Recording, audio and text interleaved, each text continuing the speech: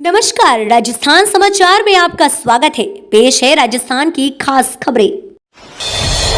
भजनलाल सरकार से अजमेर की उम्मीदें, सालों से चली आ रही समस्याओं के समाधान की आस।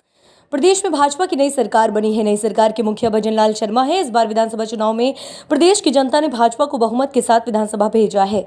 ऐसे में प्रदेश की भजनलाल सरकार से जनता की उम्मीदें भी काफी बढ़ गई हैं। नई सरकार नए फैसले लेने लगी है। जाहिर है कि अगला चुनाव लोकसभा का भी है। ऐसे में सरकार को अपना रिपोर्ट कार्ड बेहतर रखना होगा ताकि जनता का रुझान लोकसभा चुनाव में भी भाजपा के साथ बना रहे। यह वजह है कि प्रदेश के साथ अजमेर के लोगों को भी नई सरकार से काफी उम्मीदें हैं। नेता प्रतिपक्ष का काउंटडाउन शुरू। राजस्थान में भाजपा की नई सरकार के गठन के बाद अब कांग्रेस में नेता प्रतिपक्ष की नियुक्ति का काउंटडाउन शुरू हो गया है।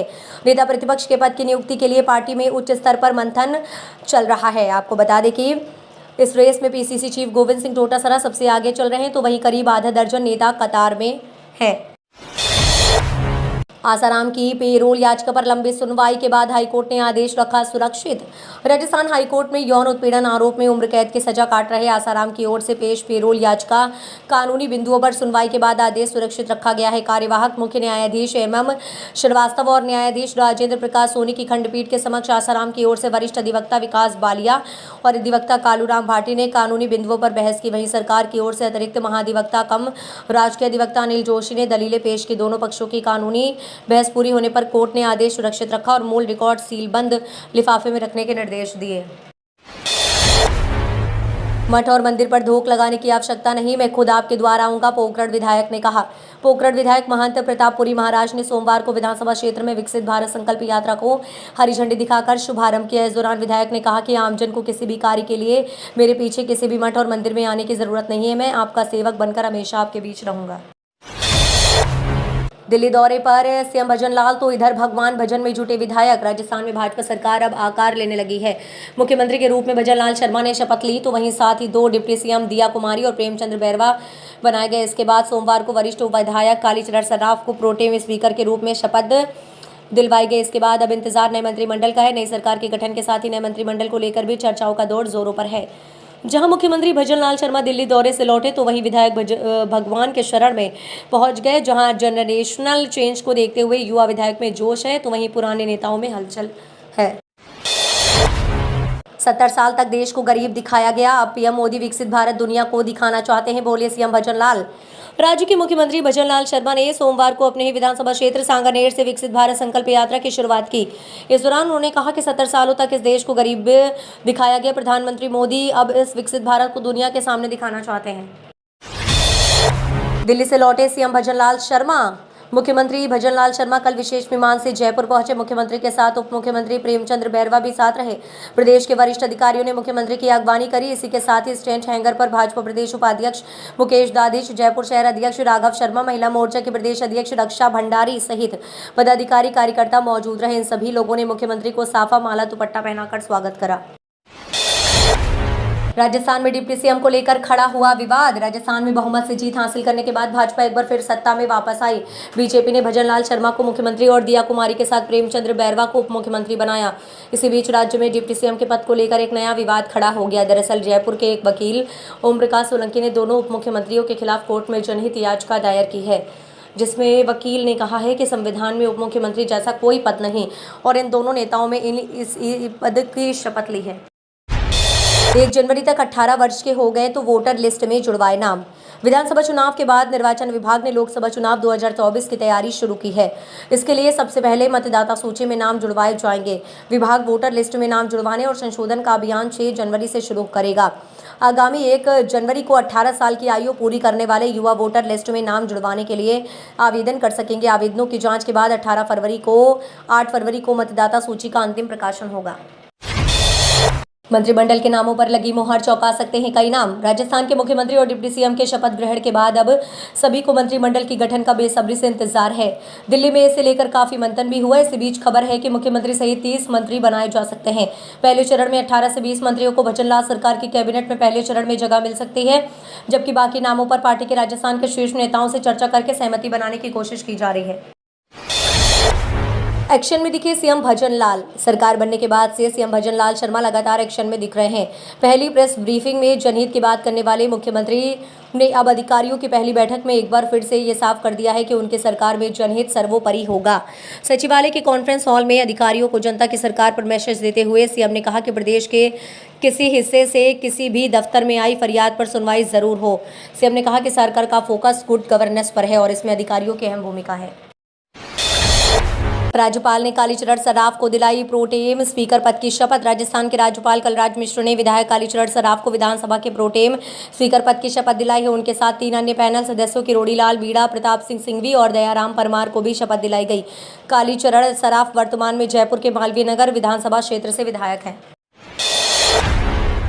जज के सामने पिस्टल रखकर दोनों हाथ खड़े कर किया सरेंडर। राजस्थान के प्रतापगढ़ शहर के कच्ची बस्ती में रविवार रात को 2 पक्षों के आपसी विवाद के दौरान एक युवक ने फायरिंग की वारदात को अंजाम दिया। आरोपी सलमान ने मछली और मुर्गों के व्यापार को लेकर चल रहे विवाद के दौरान अपने व्यापारी के कंपीटीटर के यहां पर फायरिंग की वारदात को अंजाम दिया था, जिसके बाद से शहर कोतवाली पुलिस ने टीम का गठन करके आरोपी सलमान की तलाश शुरू कर दी थी। पाकिस्तान में मारा गया भारत का दुश्मन। पाकिस्तान के कराची में अंडरवर्ल्ड डॉन दाऊद इब्राहिम को जहर दिए जाने के बीच भारत के बड़े दुश्मन का खात्मा हो गया है। मुंबई हमले के मास्टरमाइंड हाफिज सईद के करीबी हबीबुल्लाह को अज्ञात हमलावरों ने मौत के घाट उतार दिया। हथियारबंद हमलावरों ने उस पर फायरिंग की, जिससे उसकी मौके पर ही मौत हो गई। हबीबुल्लाह उरी में हुए आतंकी हमले में भी शामिल था।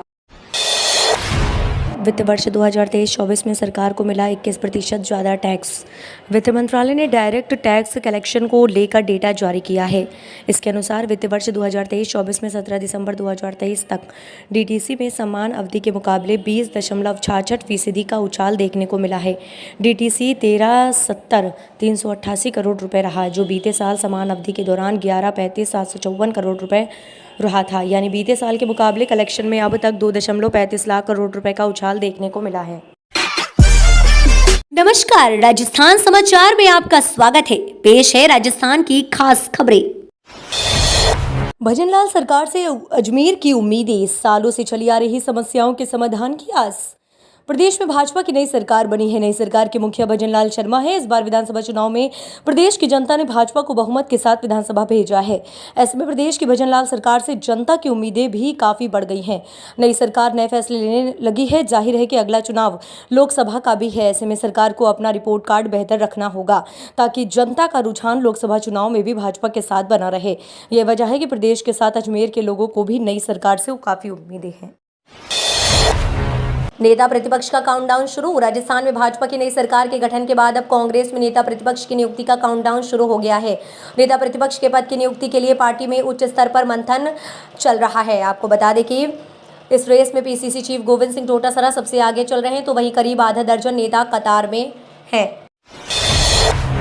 आसाराम की पेरोल याचिका पर लंबी सुनवाई के बाद हाईकोर्ट ने आदेश रखा सुरक्षित।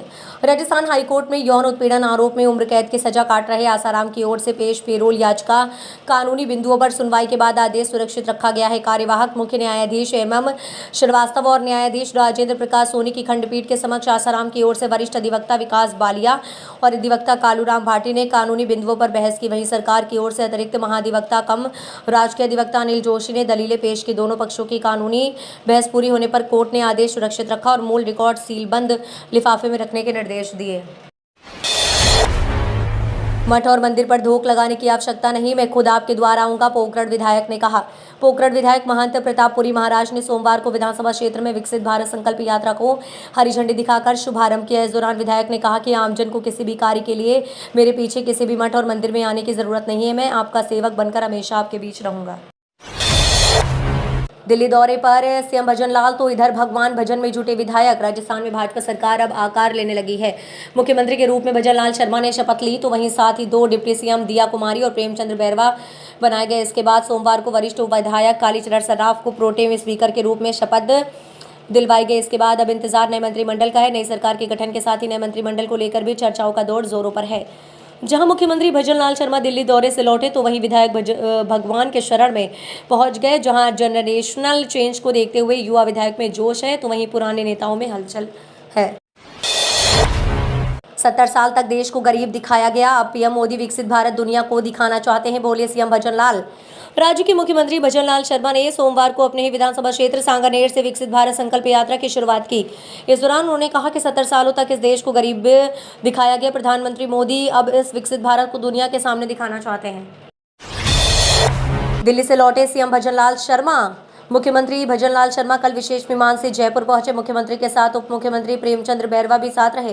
प्रदेश के वरिष्ठ अधिकारियों ने मुख्यमंत्री की अगवानी करी। इसी के साथ ही स्टैंड हैंगर पर भाजपा प्रदेश उपाध्यक्ष मुकेश दादिश, जयपुर शहर अध्यक्ष राघव शर्मा, महिला मोर्चा के प्रदेश अध्यक्ष रक्षा भंडारी सहित पदाधिकारी कार्यकर्ता मौजूद रहे। इन सभी लोगों ने मुख्यमंत्री को साफा माला दुपट्टा पहनाकर स्वागत करा।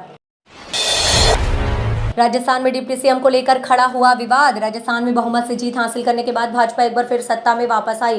बीजेपी ने भजनलाल शर्मा को मुख्यमंत्री और दिया कुमारी के साथ प्रेमचंद्र बैरवा को उप मुख्यमंत्री बनाया। इसी बीच राज्य में डिप्टी सीएम के पद को लेकर एक नया विवाद खड़ा हो गया। दरअसल जयपुर के एक वकील ओम प्रकाश सोलंकी ने दोनों उप मुख्यमंत्रियों के खिलाफ कोर्ट में जनहित याचिका दायर की है, जिसमें वकील ने कहा है कि संविधान में उप मुख्यमंत्री जैसा कोई पद नहीं और इन दोनों नेताओं में इस पद की शपथ ली है। 1 जनवरी तक 18 वर्ष के हो गए तो वोटर लिस्ट में जुड़वाए नाम। विधानसभा चुनाव के बाद निर्वाचन विभाग ने लोकसभा चुनाव 2024 की तैयारी शुरू की है। इसके लिए सबसे पहले मतदाता सूची में नाम जुड़वाए जाएंगे। विभाग वोटर लिस्ट में नाम जुड़वाने और संशोधन का अभियान 6 जनवरी से शुरू करेगा। आगामी 1 जनवरी को 18 साल की आयु पूरी करने वाले युवा वोटर लिस्ट में नाम जुड़वाने के लिए आवेदन कर सकेंगे। आवेदनों की जाँच के बाद 8 फरवरी को मतदाता सूची का अंतिम प्रकाशन होगा। मंत्रिमंडल के नामों पर लगी मोहर चौंका सकते हैं कई नाम। राजस्थान के मुख्यमंत्री और डिप्टी सीएम के शपथ ग्रहण के बाद अब सभी को मंत्रिमंडल की गठन का बेसब्री से इंतजार है। दिल्ली में इसे लेकर काफी मंथन भी हुआ। इसी बीच खबर है कि मुख्यमंत्री सहित 30 मंत्री बनाए जा सकते हैं। पहले चरण में 18 से 20 मंत्रियों को भजनलाल सरकार की कैबिनेट में पहले चरण में जगह मिल सकती है, जबकि बाकी नामों पर पार्टी के राजस्थान के शीर्ष नेताओं से चर्चा करके सहमति बनाने की कोशिश की जा रही है। एक्शन में दिखे सीएम भजनलाल। सरकार बनने के बाद से सीएम भजनलाल शर्मा लगातार एक्शन में दिख रहे हैं। पहली प्रेस ब्रीफिंग में जनहित की बात करने वाले मुख्यमंत्री ने अब अधिकारियों की पहली बैठक में एक बार फिर से ये साफ कर दिया है कि उनके सरकार में जनहित सर्वोपरि होगा।